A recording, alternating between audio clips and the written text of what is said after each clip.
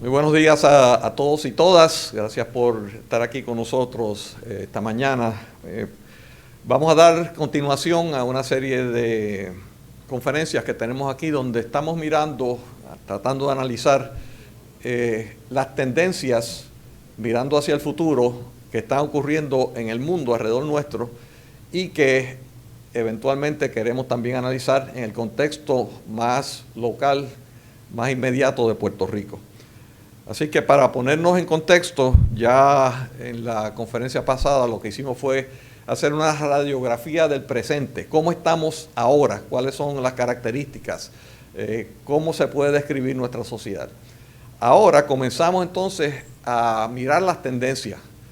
De aquí, del presente, ¿qué podemos nosotros a lo mejor interpretar que puede pasar hacia el futuro? Y le digo que es importante esto porque ustedes, los jóvenes que están aquí, viven en unos momentos que son extraordinarios porque nunca se han vivido anteriormente. Y están caracterizados por la rapidez de los cambios. Y si usted me dice a mí que usted quiere resolver un problema y está en una sociedad donde no hay mucho cambio, pues yo puedo ver cómo usted trata de resolver ese problema en el contexto del presente. Ahora, si yo les digo que los cambios son tan rápidos que cuando usted esté resolviendo a base de lo que hay en el presente, cuando vaya a implementar lo que usted propone, ya está anacrónico, pues entonces eso es lo que nos indica que tenemos que asumir una nueva manera de mirar cómo vamos a resolver los problemas.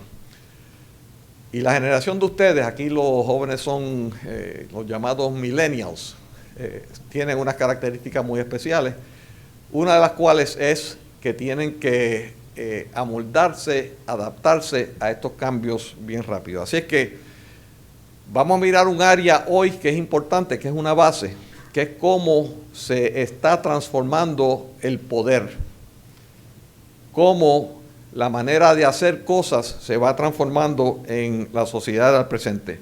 Eventualmente, como ustedes ven ahí, pues tendremos específicamente ciertos elementos que vamos a tratar de visualizar hacia el futuro en tendencias como el agua, el alimento, el refugio, que son importantes, energía, tecnología, comunicación, etcétera, etcétera, y ver cada uno de estos elementos cómo se proyectan al futuro para entonces entrar, finalmente tratar de ponerlo todo en el contexto de cómo vamos a nosotros manejar todas estas tendencias con una meta en particular, que es desarrollar una sociedad que sea, a final de cuentas, una sociedad que provea felicidad para su gente.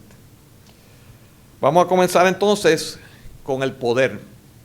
El poder, y aquí voy a usar una serie de citas de varios autores, estarán identificados en la parte de abajo de la laminilla, pero este es de un libro relativamente reciente, muy interesante, que analiza qué está pasando con el poder cara a ese futuro.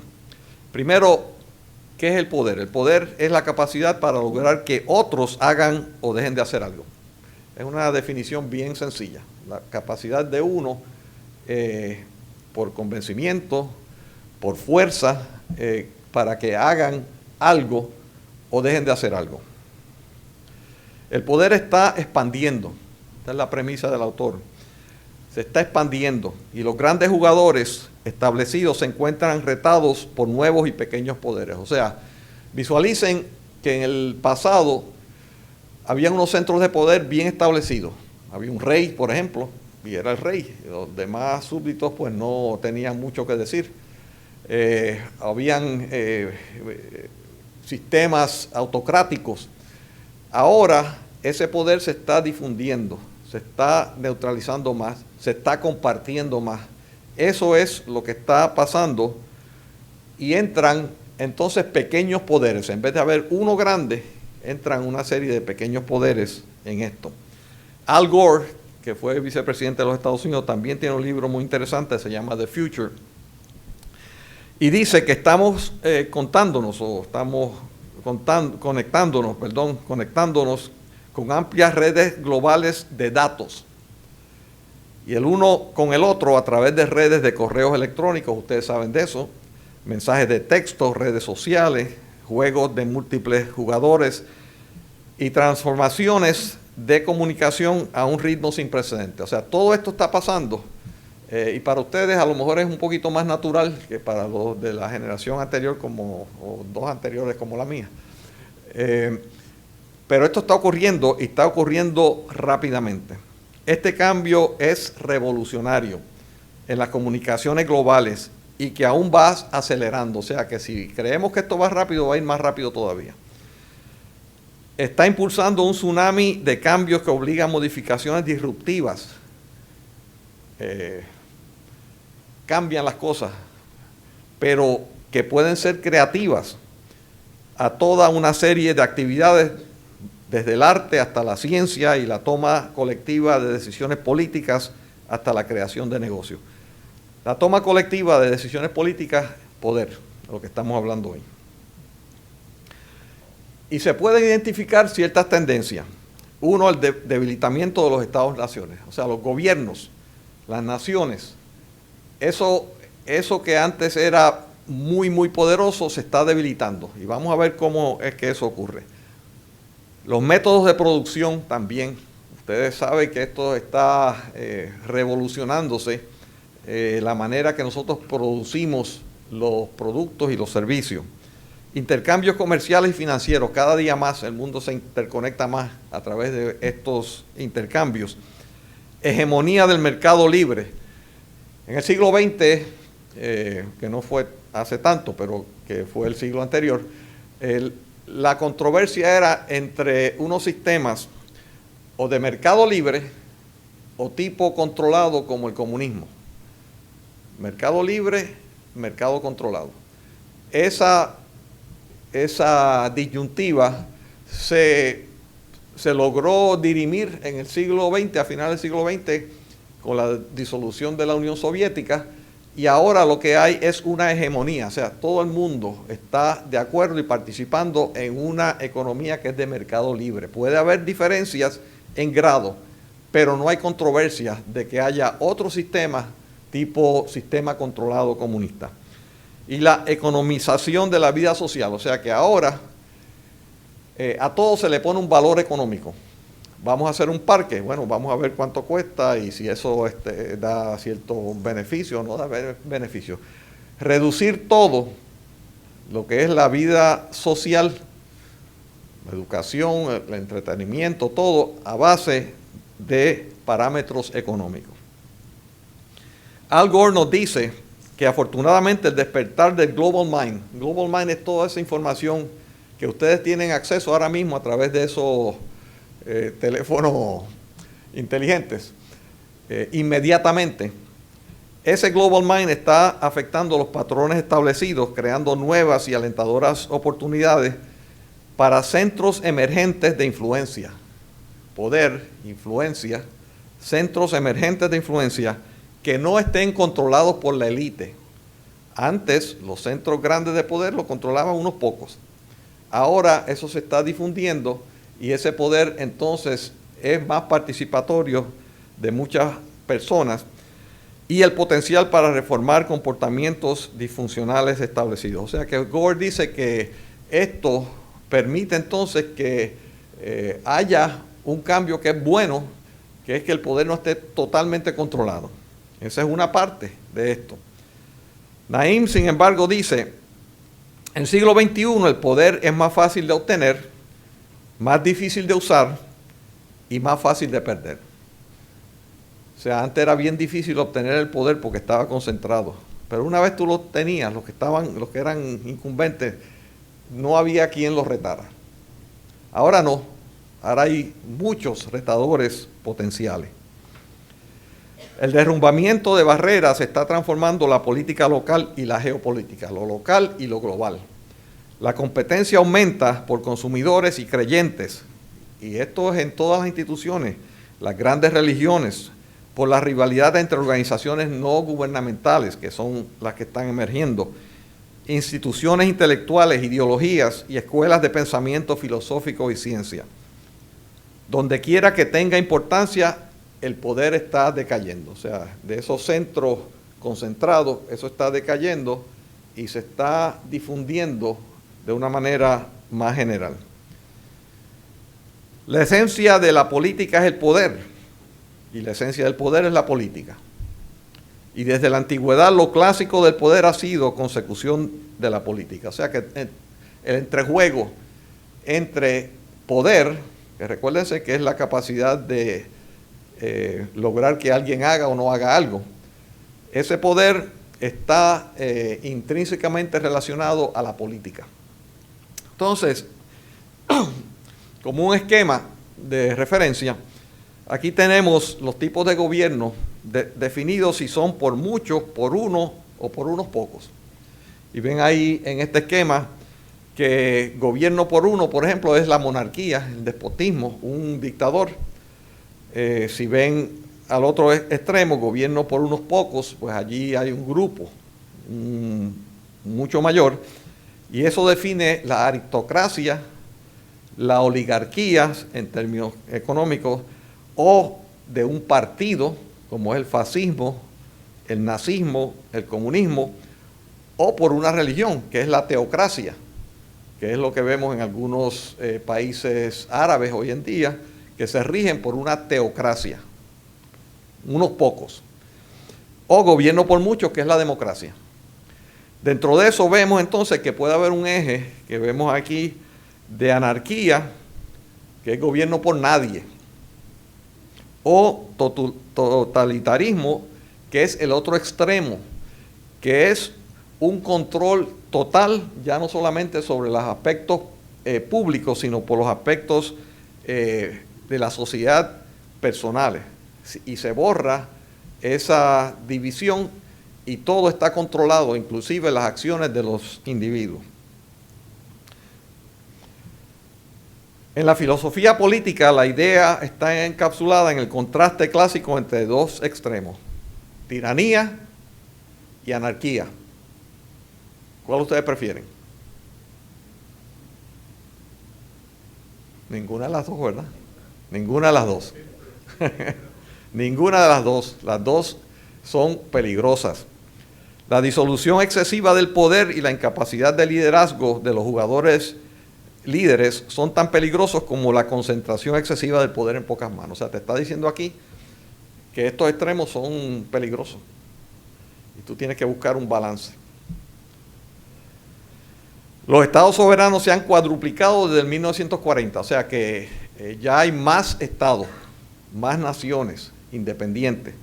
Ahora tienen que competir, luchar o negociar no solamente con los unos con los otros, sino también con numerosas organizaciones transnacionales y no estatales. O sea, tienen que compartir ese poder y así se está disolviendo un poco el poder clásico de las naciones.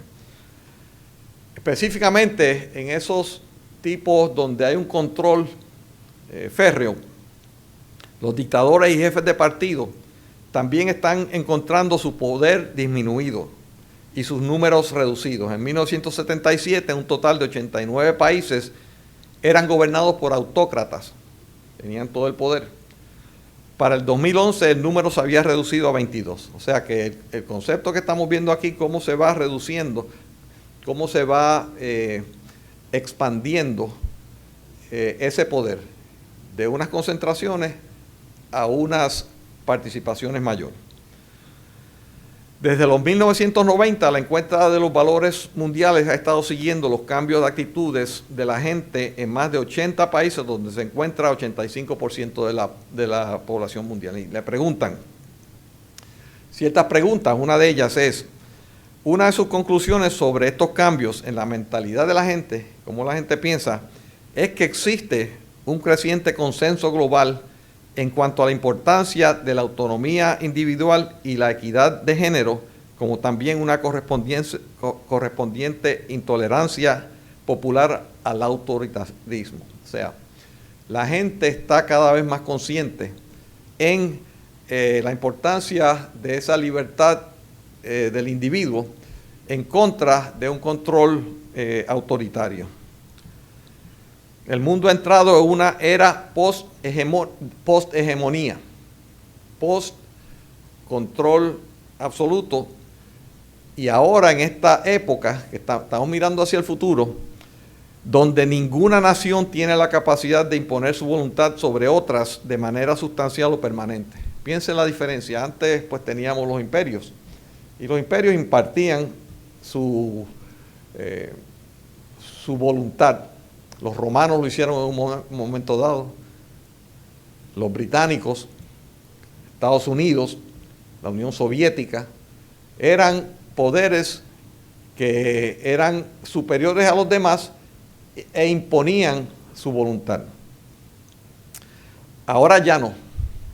Esas tendencias se extienden más allá de los foros tradicionales del poder. Y esa disolución del poder va más allá de lo que es la política, la guerra, los mismos negocios que se están también diluyendo, para llegarse a la filantropía, la religión, la cultura y el poder personal de los individuos. O sea que esto es algo que está ocurriendo en todas las instituciones, no solamente en los gobiernos. El poder de las principales organizaciones religiosas está decayendo a una velocidad extraordinaria. Aquí tenemos una institución de nuestras sociedades que son las religiones. Y Carlos nos puede decir que esta tendencia, y podemos mirar qué está ocurriendo aquí en Puerto Rico, pero hay una tendencia a que instituciones en general, pero las religiosas en particular, están perdiendo ese arraigo.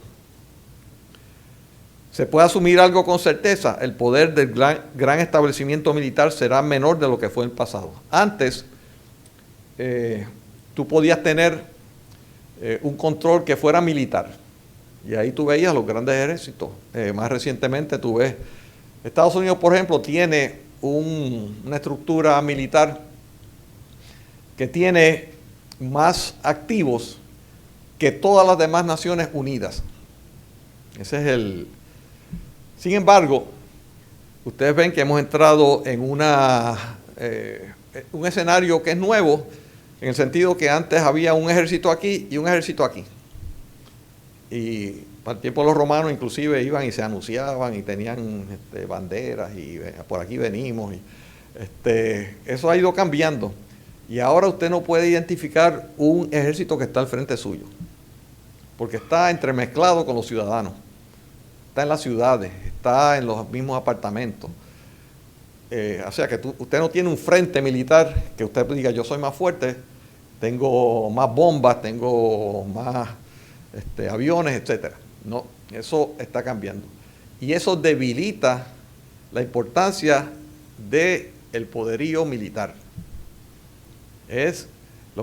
Las confrontaciones hoy son diferentes. Ya eso de tener dos ejércitos desaparece. Estos pequeños actores que se protegen metiéndose entre la población, pues están ahí, son un poder ahora, y comparten y retan el poder. Y ustedes ven estos pequeños grupos que están ahora mismo en Mediano Oriente, que usted dice: mira, pero si son unos cuantos con unos rifles, ¿cómo es posible? Pues es posible porque la naturaleza de esos enfrentamientos ha cambiado. La transformación del poder es total y complicada. El poder sí está más accesible, o sea, hay más de estos, más grupúsculos que tienen algún poder. Y de hecho, en el mundo de hoy hay más personas que tienen poder, sin embargo es más difícil utilizarlo. ¿Por qué? Pues porque hay muchos más. Antes usted tenía un poder y podía imponer su voluntad. Ahora son muchos y entra una dinámica diferente. Lo que más distingue nuestras vidas de hoy de las de nuestros ancestros no es los instrumentos que utilizamos o las reglas que gobiernan nuestras sociedades. Es el hecho de que somos mucho más numerosos en el planeta. Nunca antes había habido tanta población humana como ahora. Que vivimos más. Nunca antes el ser humano vivía tanto tiempo. De hecho, desde el principio del siglo XX hasta ahora se ha casi duplicado la longevidad de los humanos. Que tenemos más salud, hay problemas todavía de salud, pero no hay duda de que a principios del siglo XXI estamos mucho más saludables que lo que estábamos a principios del siglo XX. Que estamos más educados y alfabetizados, que un número sin precedentes estamos menos desesperados por obtener alimentos. Eso quiere decir que si usted compara con siglos anteriores, las personas se pasaban todo el día simplemente tratando de sobrevivir, buscando esos alimentos. Y tenemos más tiempo y dinero para otras aspiraciones, nos libera para otras aspiraciones. Y que cuando estamos satisfechos, cuando no estamos satisfechos con el lugar donde estamos, ahora es más fácil y más barato que nunca antes mudarnos. Bueno, piensen en lo que nos está pasando aquí. Eso no es muy fácil mudarnos. Antes no era tan fácil. Los incumbentes, en esta relación de poder, los incumbentes crean barreras estratégicas para prevenir que surjan nuevos rivales y evitar que crezcan rivales existentes. O sea, esa es la dinámica. Los que están en su posición quieren proteger esa posición, quieren proteger en ese momento el status quo. No quieren competencia y establecen una barrera. Lo que pasa es que las barreras se están eliminando. Cuando las barreras se erigen y se mantienen, los incumbentes se apertrechan y consolidan su control. Cuando se disminuye o se eliminan las barreras, nuevos jugadores obtienen ventajas y pueden retar la estructura de poder existente. Esa es la dinámica que está pasando. Mientras mayor sea la erosión de una barrera al poder, más inusuales o inesperados nuevos jugadores más rápido obtienen prominencia. Si se identifican las barreras al poder y se determina si está subiendo o bajando, se podrá resolver la mayor parte del rompecabezas del poder. O sea que en el análisis, si usted puede identificar cuáles son las barreras a acceder al poder, entonces usted puede decir, llegar a unas conclusiones de cómo es que está manejándose el poder. El efecto acumulativo de estos cambios ha acelerado la corrosión de la autoridad moral y la legitimidad. O sea, antes había una autoridad y el rey te decía, esto es lo que es. Y había que respetar al rey y había que acatar lo que decía. O en la religión, esto es lo que es. Y el jefe mayor de la religión decía, esto es dogma y todo el mundo tiene que acatarlo. Bueno, ha habido o está ocurriendo una corrosión de la autoridad moral y la legitimidad ahora en nuestro mundo.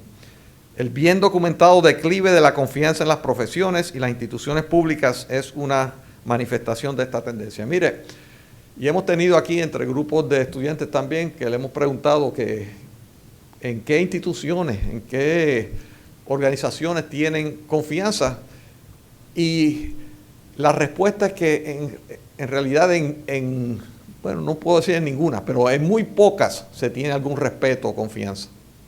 Y hemos pasado por ese ejercicio, los que han venido anteriormente han visto eso. En encuestas, esto es a nivel mundial, 63% sobre confianza y respeto opina que la mayoría de los políticos no le importa la opinión de sus ciudadanos. ¿Ustedes están de acuerdo o están en desacuerdo? El que esté en desacuerdo, que levante la mano. Para el récord. Una mano. Una rectificación para efectos locales es 80%. Y eso está documentado en encuesta. 74% entiende que el gobierno no trabaja para el beneficio de sus ciudadanos. 70% entiende que es responsabilidad del gobierno cuidar de aquellos que no se pueden cuidar por sí mismos. Así que tenemos una dicotomía aquí. No hay confianza y entienden que deben poder responder a las aspiraciones y necesidades del pueblo. Problema. A medida que ha ido bajando el renombre público de los políticos y los partidos políticos, el prestigio y la influencia de las organizaciones no gubernamentales ha ido creciendo.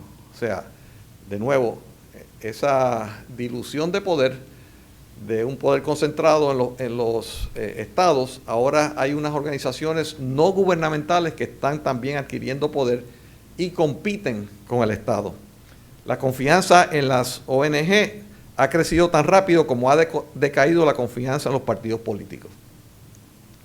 La habilidad de reclutar activistas jóvenes y altamente motivados, dispuestos a sacrificarse por la organización y sus causas, no partidos, causas, es una destreza organizacional que se ve más comúnmente en la ONG que en los partidos políticos. O sea que estas ONG tienen una organización que está centrada en causas, no en partidos que se establecen para elecciones.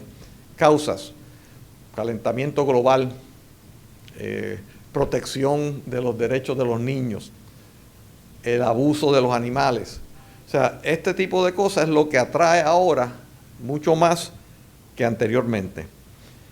El estancamiento es más común a cualquier nivel de la toma de decisiones en el sistema político, en todas las áreas del gobierno y en la mayoría de los países. O sea, que aquí está diciendo que por estas emergencias de nuevos focos de poder, se establece un estancamiento, porque antes era simple.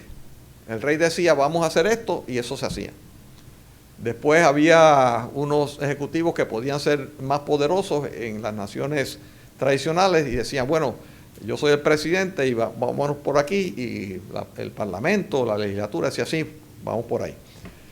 Ahora hay un estancamiento, porque todos estos poderes son más pequeños, pero pueden retar al poder que antes era casi solitario en la decisión.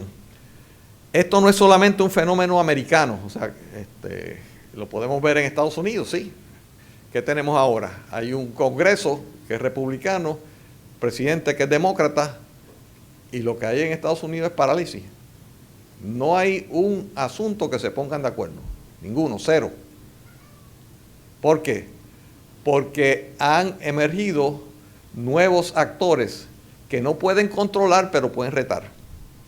Y por eso vemos en el Partido Republicano que hay un grupo específico, conservador, que controla la postura y impide que pueda haber un movimiento y se crea esta inmovilidad.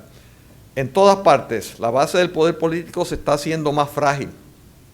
El obtener más votos ya no garantiza la habilidad de tomar decisiones, ya que una multitud de micropoderes pueden vetarlas, dilatarlas o aguarlas. No te pueden usar el poder para que hagan lo que ellos quieren, no. Pero te pueden retar, te pueden aguantar, te pueden dilatar, eso lo pueden hacer. Y eso lo estamos viendo aquí. No voy a entrar en detalle, aunque al final hablaremos un poquito de todo esto en relación a Puerto Rico. ¿Qué ocurre cuando el poder se dispersa radicalmente y se deteriora? Los filósofos saben la contestación, el caos y la anarquía. Veíamos ahorita que uno de los peligros era caos, anarquía, como la sobreconcentración, otro peligro, en el otro extremo. Así que la decadencia del poder ha cambiado los términos y las posibilidades de conflicto, aumentando la influencia de jugadores pequeños. O sea, ahora tienes que ver que antes pues tú tenías unos jugadores que eran bien poderosos y podían tomar las decisiones, a lo mejor en alianza con uno o dos. Ahora no, ahora hay muchos jugadores y tú tienes que tener la capacidad, si quieres que haya movimiento, de cómo aunar todos esos y que los conflictos, pues, por la realidad de que son múltiples jugadores, pues se agudiza. A medida que las herramientas se han generalizado y los costos han bajado. Los insurgentes, estos pequeños competidores, los partidos políticos radicales, las innovadoras empresas recién establecidas, los startups. Cada rato ustedes tienen un reportaje de una pequeña, un grupo que empezó en el garaje de su casa y creó una gran corporación. Cada vez vemos más de estas cosas.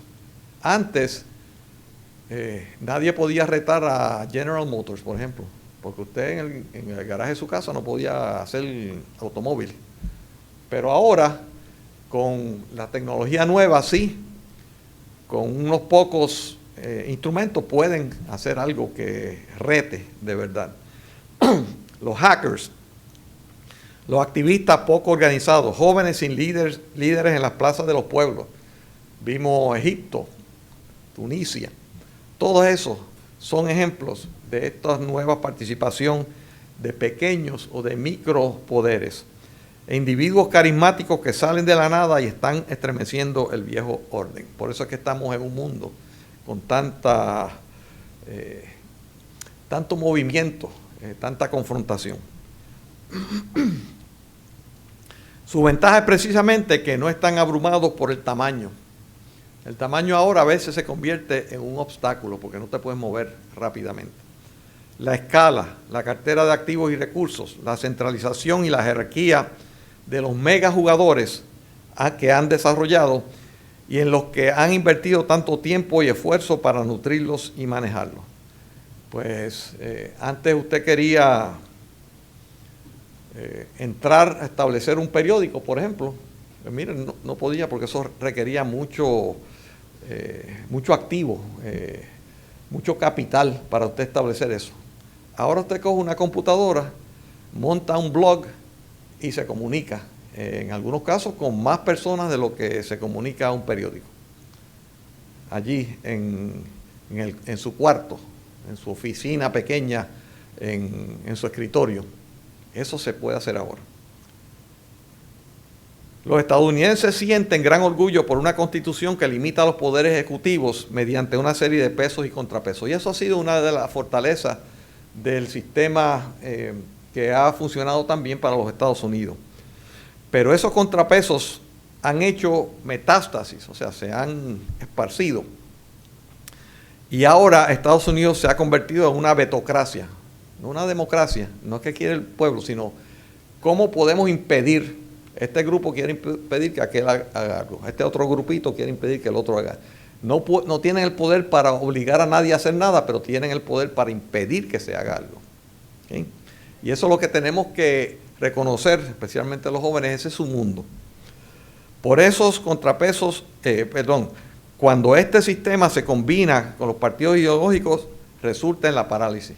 Ustedes pueden visualizar todos estos grupos, todos estos micropoderes, pues tienen la capacidad de vetar, de impedir, de inmovilizar, pero no de dirigir la acción. Las maneras de mantener el orden en un ambiente donde el poder está disperso, que es lo que estamos discutiendo ahora y describiendo, se esfuma o está en decadencia, son múltiples. Entre ellas está el federalismo, las alianzas, o sea, ¿cómo podemos enfrentar este poder disperso? Pues a través del federalismo, las alianzas y coaliciones políticas, las organizaciones internacionales, las normas y los reglamentos internacionales aceptados o impuestos, los pesos y contrapesos entre las ramas del gobierno, los vínculos morales e ideológicos abanderados bajo el cristianismo, el islam o la democracia social o el socialismo. O sea que se tienen que crear nuevas alianzas para que en esas alianzas pues entonces se pueda actuar de manera positiva. Existen dos nuevas dimensiones de poder en el sistema mundial. Recuérdense que lo que estamos hablando, cómo se maneja el poder. Una es el poder dócil, soft power, que fue un concepto que inició Joseph Nye en un libro clásico. La idea de que el poder del Estado puede expresarse y reforzarse mediante el atractivo de su cultura y sus ideas. Y esto inicialmente fue como una nueva concepción porque ese poder antes se manifestaba a través de poder o económico o poder militar. Ahora está diciendo Joseph Nye, el soft power es el poder del Estado expresándose y reforzándose mediante el atractivo de su cultura y sus ideas. O sea, que la gente vea una nación, pueblo, y diga, oye, viven bien, tienen una cultura atractiva, reconocen libertades de los individuos, y eso sea lo que le provea el poder para influir en las decisiones que se toman a través del mundo. La otra dimensión es la extraordinaria proliferación de organizaciones, tratados, leyes internacionales y convenios a los que más y más naciones han adscrito en la segunda mitad del siglo XX. O sea, La otra manera de esta dispersión de poder es llegar a unos acuerdos internacionales que establezcan unas reglas en que todos estemos de acuerdo para poder actuar. Este creciente marco institucional creó un sistema de cooperación global con muchos más participantes y cubriendo muchos más asuntos de los que nunca se había anticipado. El poder dócil que nadie visualiza es un tipo de poder que es difícil de medir, pero fácil de detectar. Es el poder de la reputación y la estima. Si usted tiene una persona que usted conoce y usted la respeta, la estima, pues es posible que pueda influir más en sus decisiones, en su toma de decisiones individuales. La buena voluntad que proyectan las instituciones bien reconocidas. O sea, si usted mira a un pueblo y dice, mire, las instituciones de ese pueblo funcionan, pues entonces eso le da poder a esa cultura para influir. Una economía deseable donde se puede trabajar o con la que se puede comerciar. O sea, si usted ve una nación que provee empleos y provee progreso para su gente, pues entonces también adquiere un poder no militar y no económico, sino en términos de lo que la gente aspiraría. Una cultura atractiva. Y aquí vemos donde las culturas artísticas de diferentes lugares pues son imitadas en diferentes partes del mundo porque son atractivas. Un mundo donde los jugadores tienen suficiente poder como para bloquear iniciativas de los demás, pero ninguno tiene el poder de imponer el curso de acción preferido, es un mundo donde las decisiones no se toman tardíamente o se aguan al punto de hacerse inefectivas. Eso es una de las posibles resultados de esta dispersión del poder. Las soluciones a los nuevos retos de la cooperación internacional, es decir, el compartir del planeta, que es algo que tenemos que ya entender. Aquí somos una isla, pero compartimos el planeta y ya esas fronteras son un poco artificiales. Surgirán en un ambiente donde el poder será más fácil de obtener, más difícil de usar y aún más difícil de mantener. De nuevo, establecido cómo es la naturaleza del poder en esa nueva sociedad. 0G es lo que se proyecta para el futuro. Un orden mundial en el cual ningún país o alianza duradera de países podrá enfrentar los retos del liderazgo mundial. Hasta ahora siempre ha habido algún poder que ha sido preeminente. Hemos entrado en la era post-hegemonía, lo que significa que en los años por venir ningún país podrá dictar las pautas de la política global tanto como las grandes potencias lo hacían en el pasado. Cambio en la sociedad de ustedes, de los jóvenes, de los millennials. El siglo XXI no le pertenecerá a Estados Unidos, ni a China, a Asia, a nadie. Será un mundo de nadie, o de todos, como quieran verlo.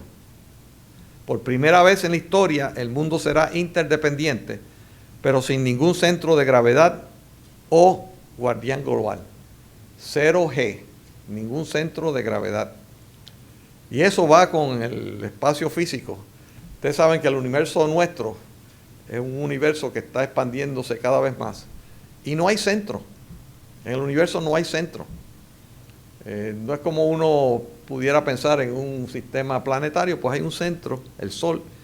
Y no, el universo no hay centro. Pues así se está desarrollando nuestra sociedad del futuro. El efecto que señalan estos cambios es la creciente prominencia de la aspiración, lo que queremos, como motivadora de nuestras acciones y comportamientos. El desear una mejor vida es una característica humana normal, todos nos sentimos así, pero el aspirar a narrativas y ejemplos específicos de cómo hacer la vida mejor, no es simplemente la aspiración, sino específicamente cómo hacer la vida mejor. No una noción abstracta de mejoramiento es lo que motiva a la gente a actuar. O sea que estamos entrando ahora que de la aspiración, queremos una sociedad llena de felicidad. Bueno, pues está bien, pero ¿qué significa eso? Y eso es lo que tenemos que visualizar.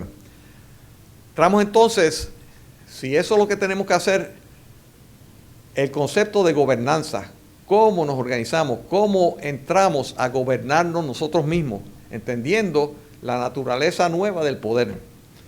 La buena gobernanza requiere que planifiquemos prospectivamente, lo que mencioné anteriormente. Ya no es suficiente uno decir, descríbame lo que hay hoy para resolver el problema. No, no, no. Descríbame lo que hay en el futuro para entonces solucionar los problemas que van a surgir. Que consideremos las opciones y nos preparemos para posibles shocks en lugar de reaccionar a ellos ex post facto, después que ocurren. Debido al acelerado ritmo de los cambios y la creciente complejidad de los asuntos con que lidiamos, la visión de futuro se hace no solo más difícil, pero cada vez más importante. Es difícil, pero es importante. Y aquí podemos ver algunas tendencias. Por ejemplo, aumento poblacional. Eso está ocurriendo. ¿Cómo vamos nosotros a enfrentar eso? Aumento en urbanización. Eso quiere decir que cada vez más seres humanos viven en ciudades. ¿Qué vamos a hacer con eso? Aumento en la demanda de los consumidores. Cada vez más los humanos consumimos más y requerimos más. Mayor complejidad global. Que lo vemos, por ejemplo, hay algunos problemas que sobrepasan las fronteras nacionales. El terrorismo, por ejemplo, ya una nación no puede controlar el terrorismo. Tiene que entrar en alianza con las demás. El calentamiento global, una nación no puede controlar eso. Y entonces se nos presentan ciertas cosas, que no quiero entrar en detalles, pero los que han estudiado esto nos indican lo siguiente. Esto es del Centro de Futuros Estratégicos, esto está establecido en Singapur, y dice que las conexiones e interconexiones entre los sistemas complejos son extremadamente difíciles de detectar, inexplicables y emergentes. Los componentes de un sistema complejo interactúan de forma que retan el análisis determinativo lineal. Eso es que antes decíamos, si hacemos esto, va a ocurrir esto. Pues ahora si hacemos esto, puede ocurrir esto, y esto influye lo otro, y es como una cadena. Ustedes han visto esas cosas que a veces se ponen en las casas que tienen múltiples partes y uno le da una y entonces se mueven todas. Eso es. Antes tú ibas de aquí a allá, ahora tú le das a una cosa y se mueven todas esas otras. Definen los black swans o los cisnes negros, que son eventos que tienen gran impacto pero son difíciles de predecir. Bueno, eso están ocurriendo en estos momentos. Impactos grandes. Por ejemplo, que Rusia de momento decidiera anexarse a Crimea. Un impacto grande. Los wicked problems, los problemas malvados, que son asuntos grandes e intratables que no tienen solución obvia o inmediata, con causas y factores de influencia que no se pueden determinar fácilmente ex ante. O sea, que hay una serie de problemas que por más que uno los analice, se da cuenta que no los puede resolver inmediatamente. ¿Les recuerda eso algo? Eso también requiere que miremos la relación del ciudadano con el Estado. Antes se hablaba de que hay un contrato social. El ciudadano entra en un contrato no explícito, pero implícito con su sociedad. Dice de nuevo este Centro de Futuros Estratégicos que el pacto entre el ciudadano y el Estado se está redefiniendo a medida que los gobiernos luchan por desempeñar sus roles con recursos cada vez más escasos. Creciente rol en la provisión de bienes públicos por corporaciones, empresas sociales, ONG, organizaciones benéficas. O sea que esto está ocurriendo ahora, que el contrato simple que había con el Estado, pues ahora se diluye y es con más de estas organizaciones. Ejemplo, en Finlandia, algo que discutimos la semana pasada aquí en la terraza, el derecho legal del ciudadano a acceso a Internet por banda ancha. Es un derecho, no es un derecho. Pero lo interesante es que ¿quién va a producir ese acceso? No es el gobierno, es el sector privado, que ya se está redefiniendo esa responsabilidad. Después de pocas décadas de hiperglobalización, aparecen una integración global, que es lo que Gore ha definido como Earth Inc., una gran corporación ya mundial. Ya no son corporaciones nacionales, son globales. Sistema nervioso global, eso es The Global Mind, se ha desarrollado porque ustedes pueden accesar eso a través de su computadora, sus iPads, sus teléfonos. Los roles de los países y los gobiernos se reducirán en la etapa de globalización. O sea que ahora los individuos tienen más poder, eso sí, pero los gobiernos se están debilitando. ¿Qué pueden hacer los gobiernos? Un ambiente de operaciones más complejo presenta retos para los paradigmas de la gobernanza. Desde mediados del siglo XX, un periodo que a veces se le conoce como el gran acelerador, el cambio se ha acelerado a un ritmo y una escala sin precedentes en la historia. Eso lo hemos discutido aquí en innumerables ocasiones, que es el ritmo del cambio. Nunca antes el ser humano se había expuesto a esta velocidad. La globalización que resulta de y se combina con la innovación tecnológica, a su vez, ha acelerado el cambio en todas las esferas. Esto no es en un sitio específico, en todo. Un reto clave para los gobiernos es mover a todos los actores hacia un alineamiento general de perspectivas y metas. Eso es fácil decirlo, es difícil de hacerlo. Se requiere desarrollar consenso y colaboración. Aquí están cambiando unos conceptos, a mi entender, de lo que antes se predicaba de la ventaja competitiva de los individuos o las corporaciones, lo que fuera. Estamos entrando en un mundo donde la ventaja es colaborativa. Aquellos que puedan colaborar van a tener ventaja, van a ser más exitosos que aquellos que simplemente quieran competir. Ejemplos: cambio climático, las pandémicas, hemos visto el ébola. ¿Sabes? Un país no puede manejar esto, tiene que haber una alianza a través del mundo global. El terrorismo. El terrorismo no se puede aguantar solamente por una nación. Poblaciones envejecientes, ¿qué vamos a hacer? Esto ya va más allá de unas fronteras. El desarrollo económico sustentable, la seguridad de agua, alimentos, energía, porque la energía, como hemos visto, que ocurre algo en un lugar del globo, afecta a todo el globo. Y aquí se plantea una metodología para el futuro. El método de gobierno completo, de nuevo, entiendan que es fácil decirlo. Yo estoy bien consciente que es difícil hacerlo, pero por lo menos como concepto tenemos que empezar a pensar de esta manera. Este método de gobierno completo le infunde diversidad y complejidad al proceso de establecer política pública. ¿Cómo vamos a establecer lo que queremos hacer? Reconoce que en situaciones complejas, que es el mundo que le he estado describiendo, un mundo complejo, las visiones y las buenas ideas no son monopolios de unas agencias o del gobierno actuando por sí solo. O sea, ya eso, aunque en un momento había podido ser efectivo, ahora no. Establece un equilibrio entre la fortaleza y estabilidad de la estructura formal vertical. Si ustedes ven, los gobiernos se organizan verticalmente. El Departamento de Educación, el Departamento de Salud, el Departamento de la Vivienda, etcétera. Cada uno tiene un componente vertical. Y de ahí, pues, del secretario tiene todo un componente. No se comunican, o rara vez. Establece un equilibrio entre la fortaleza y estabilidad de esa estructura formal vertical y la diversidad de distintas perspectivas y soluciones que se derivan de una red gubernamental más grande y horizontal. No es así solamente, con agencias que no se comunican, es así. No se consigue fácilmente, es lo que le dije anteriormente, no se consigue fácilmente. Los silos verticales, que son estas estructuras, tienen que eliminarse e integrarse. De nuevo, conceptualmente estoy hablando, nadie me vaya a decir que cómo yo lo voy a hacer, porque entiendo que es bien difícil. En la complejidad no es posible dirigirlo todo desde un punto central, ya eso no existe. El gobierno completo depende de manera crítica que la gente a todos niveles entienda cómo sus roles influyen sobre las metas y objetivos nacionales generales.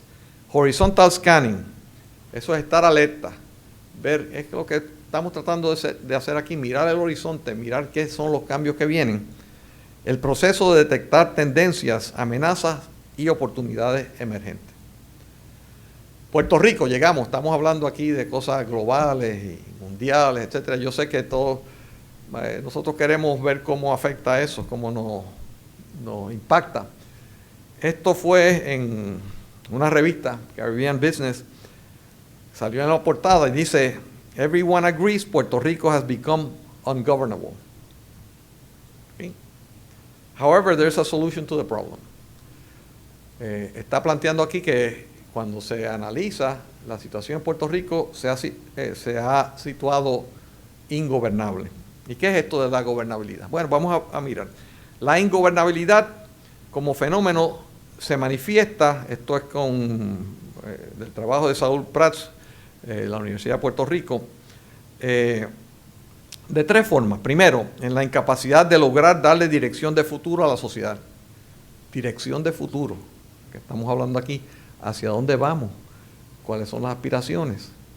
Esa visión es necesaria, no podemos estar simplemente respondiendo a la crisis del momento y dando reversas a la crisis del momento después. Si no tenemos una dirección, si no tenemos una visión de dónde queremos ir, pues entonces, como dicen, no vamos a llegar. Segundo, en la pérdida de capacidad para formular políticas públicas adecuadas a las exigencias sociales. La sociedad, sus componentes tienen exigencias, quieren salud, quieren educación, quieren buena vivienda, quieren oportunidad de empleo. Esas son las necesidades y las aspiraciones. Y la gobernabilidad se rige por eso. Si no es capaz un gobierno de proveer eso al pueblo, pues entramos en ingobernabilidad. Tercero, en la ineficiencia operacional, aumentando los costos y resultados insuficientes. Pues vemos aquí los costos para Puerto Rico de muchas de las actividades se han disparado, son insostenibles.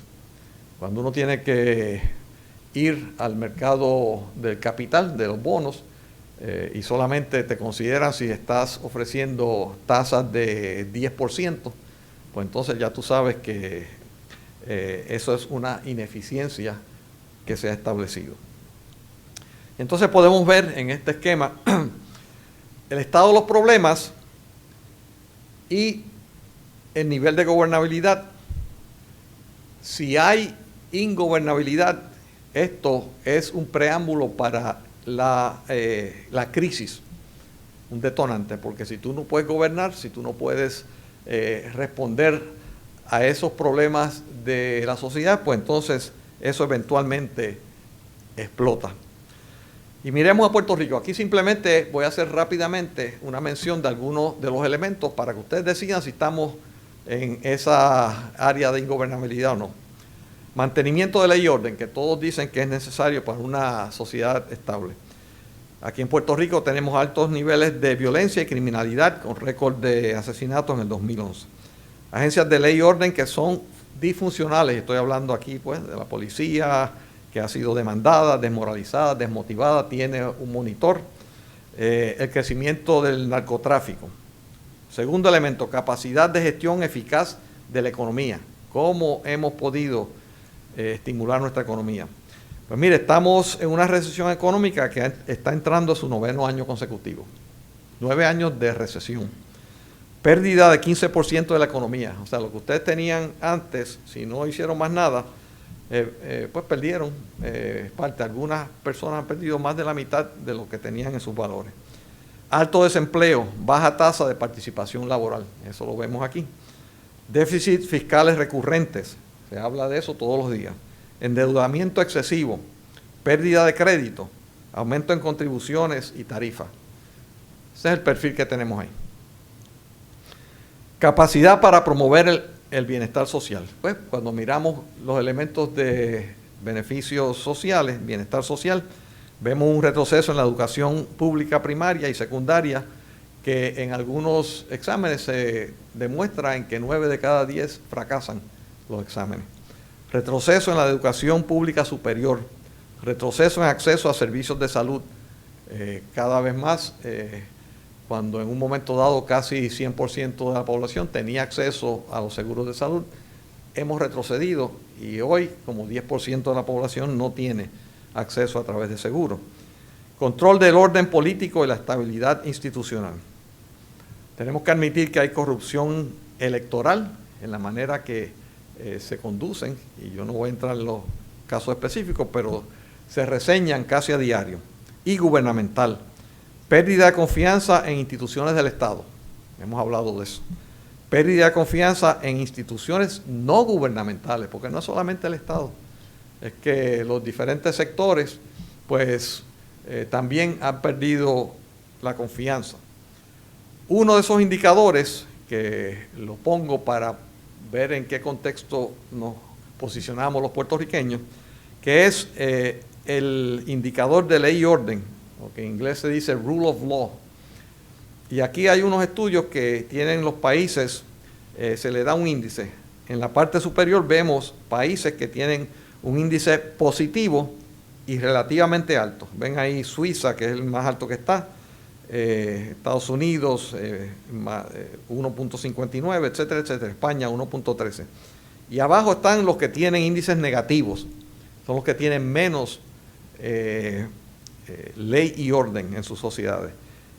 Y acá, en este recuadro, pueden ver entonces dónde se sitúa Puerto Rico, que es a un nivel que todavía es positivo, pero es bajo.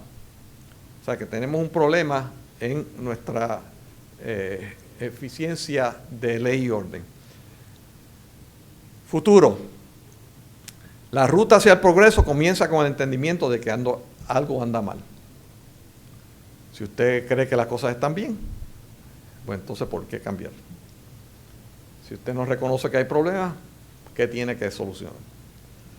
En los albores del siglo XXI, la familia puertorriqueña no experimenta logros ni progreso social.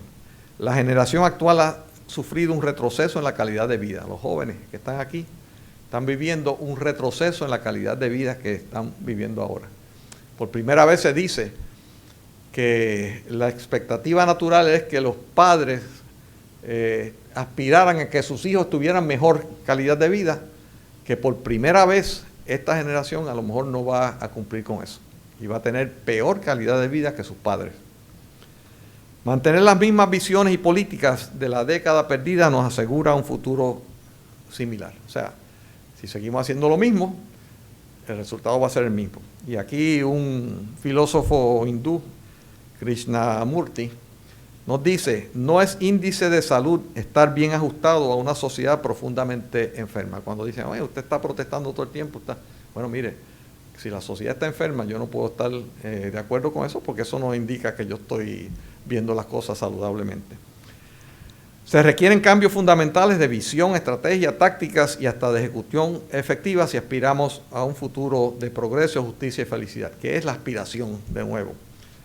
Gobierno de la sociedad a un gobierno con la sociedad. Antes el gobierno te dirigía, ahora tiene una responsabilidad más compleja, más difícil, de gobernar con la gente, de alinear todos esos vectores en una misma dirección. El balance, que hablábamos anteriormente aquí, antes de comenzar la conferencia, de individuo-sociedad, de la democracia liberal.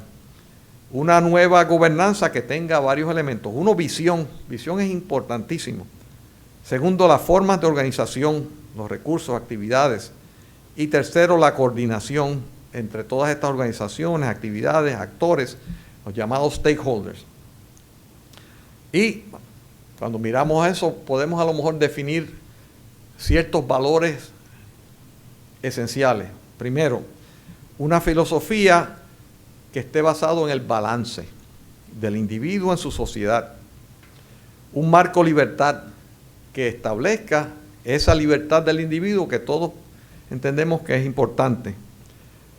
Un marco de justicia social, que es el otro lado, que no es solamente la libertad del individuo, sino de todos los componentes, cómo nosotros hacemos esa justicia social. un marco de progreso, que es que vayamos por métricas viendo que el curso es ascendente, no descendente, como estamos experimentando ahora. Marco de dirección de progreso. Mire, en muchas de estas cosas tenemos que analizar anticipando dónde va a estar la sociedad en el futuro. Y nosotros vamos a estar en el lado correcto o en el lado incorrecto. Por ejemplo, en algún momento había gente, grupos, ¿sí?, estados completos que planteaban que la esclavitud era necesaria. En el sur de Estados Unidos, y eso creó una guerra, se establecía que la esclavitud era necesaria. Bueno, si usted estuviera analizando esto, ¿qué vamos a hacer con la esclavitud? Que usted mirara al futuro, yo creo que se podía visualizar que eso no era sostenible para el futuro. Y usted quiere estar en el lado correcto de la historia, no apoyando la esclavitud, sino oponiéndose a la esclavitud. Y así hay muchas cosas de los derechos humanos ahora. ¿Dónde usted quiere estar en relación con los derechos humanos? El marco de centro de acción tiene que ser, de nuevo, volver a lo básico, la gente, el pueblo. Eso es lo que define. Y el principio operacional, que es precisamente el apoderamiento o empoderamiento de esa gente. Darle los instrumentos a nuestra gente, al individuo, que unido en sociedad puedan llevar a cabo ese desarrollo positivo. Y finalmente, después de todo eso, miren, no es el producto bruto, no es cuántos empleos hayan. La aspiración final se tiene que reducir a la felicidad del individuo y nuestro pueblo. Más adelante vamos a hablar de qué significa eso. Pero básicamente cuando dice, bueno, ¿queremos desarrollo económico? Sí, porque eso a lo mejor es un conduce. Pero usted no quiere desarrollo económico en un pueblo que esté infeliz, en un pueblo que esté sufriendo. Usted no quiere eso. Usted lo que quiere, a final de cuentas, es la felicidad de su pueblo. Así es que con eso los dejo y esperamos que podamos seguir discutiendo estas cosas con ustedes. Muchas gracias.